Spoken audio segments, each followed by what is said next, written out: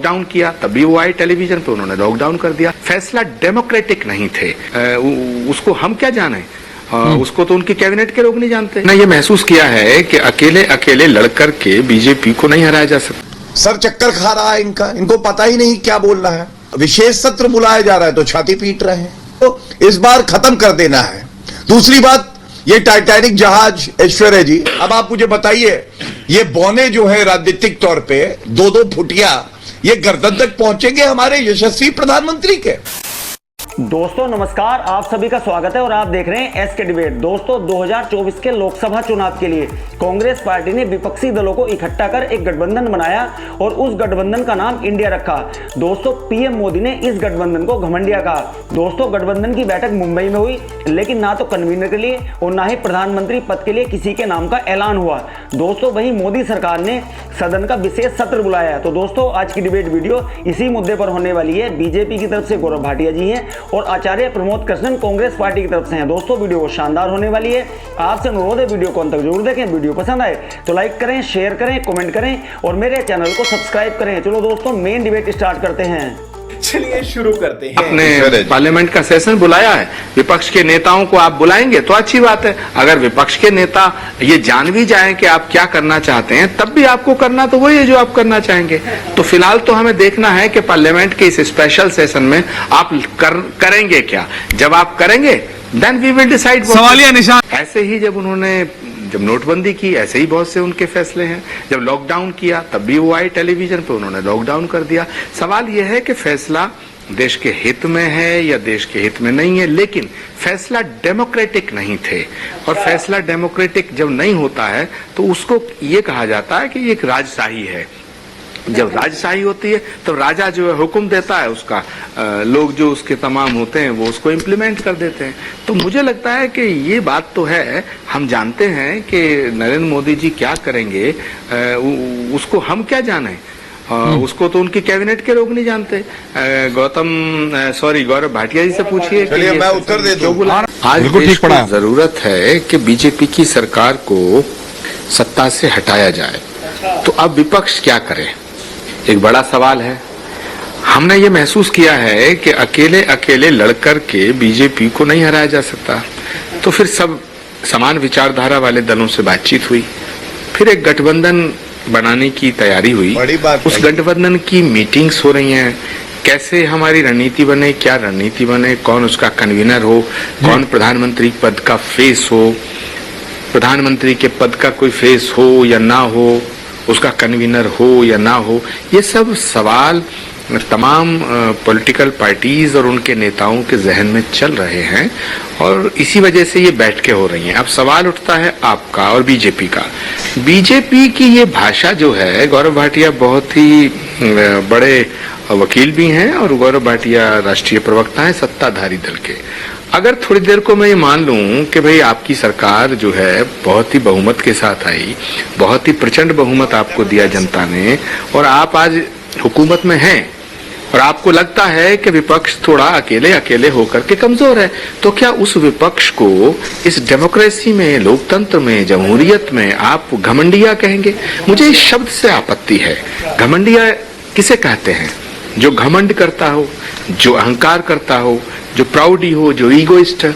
अरे भाई, लोकतंत्र के अंदर अगर सरकार के खिलाफ आवाज उठाना, घमंड करना है तो फिर तो ये काम आप भी करते थे। हमने तो कभी आपको घमंडिया नहीं कहा। अरे कहना क्या चाहते हो? ऐश्वर्या जी है क्या? देखिए, नरेंद्र मोदी जी के नेतृत्व में एक सरकार है जिसको बिल्कुल स्पष्टता से पता है कि भारत को आगे कैसे लेके जाना है, क्लैरिटी। दूसरी तरफ कंफ्यूजन, सर चक्कर खा रहा है इनको पता ही नहीं क्या बोलना है। वैसे कहते हैं कि संसद का सत्र चलता नहीं है, जब विशेष सत्र बुलाया जा रहा है तो छाती पीट रहे हैं। कहते हैं अध्यादेश क्यों लेके आए डेली सर्विसेज बिल में, जो कि उचित था, न्याय संगत था, संवैधानिक था। अब जब बिल लाए जाएंगे विशेष सत्र में तो कह रहे हैं कि भाई क्यों ला रहे हो बिल। आज घमंडिया की बैठक हुई, आपने देखा भारत की जनता ने कहा ये कहना क्या चाह रहे हैं, ये जो बुझे हुए चिराग इतने सारे इकट्ठे हुए, इनकी लौ फड़फड़ा रही है, बुझने वाले हैं, ये कहना क्या चाह रहे हैं। इतने दिनों से हंगामा था कि लोगो आएगा, लोगो आएगा। लोगो तो नहीं आया इनका, लेकिन लोगों ने मन बना लिया है कि घमंडिया को इस बार खत्म कर देना है। दूसरी बात, ये टाइटैनिक जहाज ऐश्वर्या जी डूबेगा तो ये है ही, लेकिन इसका कैप्टन कौन है, लीडर कौन है, ये भी नहीं बता पाए। तीसरी बात, कन्वीनर बनना था नीतीश कुमार जी। सोचिए कितना नाराज थे, प्रधानमंत्री पद के सपने देखते थे और कन्वीनर तक उनको नहीं बनाया।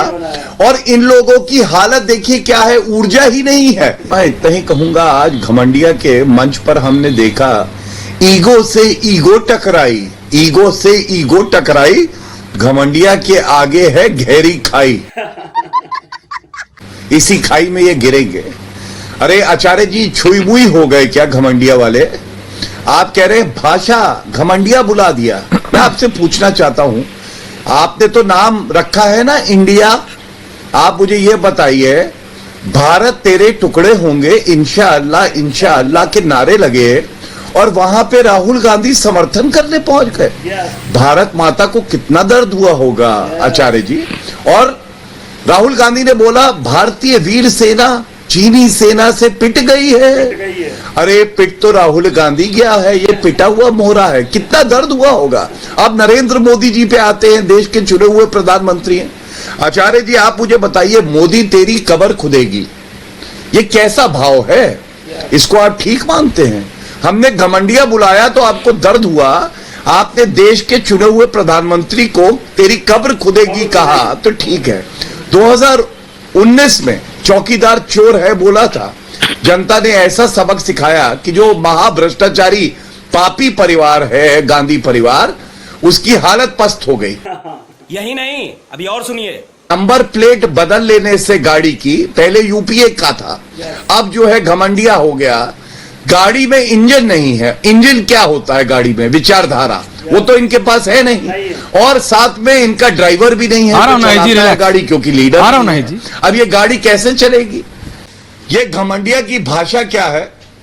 कल लालू प्रसाद यादव ने देश के चुने हुए प्रधानमंत्री जी के लिए क्या कहा ऐश्वर्या जी? उन्होंने कहा नरेंद्र मोदी जी की नरेटिव पकड़ी हुई है हमने, मतलब गर्दन पकड़ी हुई। अब आप मुझे बताइए, ये बौने जो है राजनीतिक तौर पे दो फुटिया, ये गर्दन तक पहुंचेंगे हमारे यशस्वी प्रधानमंत्री के, वो भी दोस्त से भ्रष्टाचारी लालू प्रसाद यादव।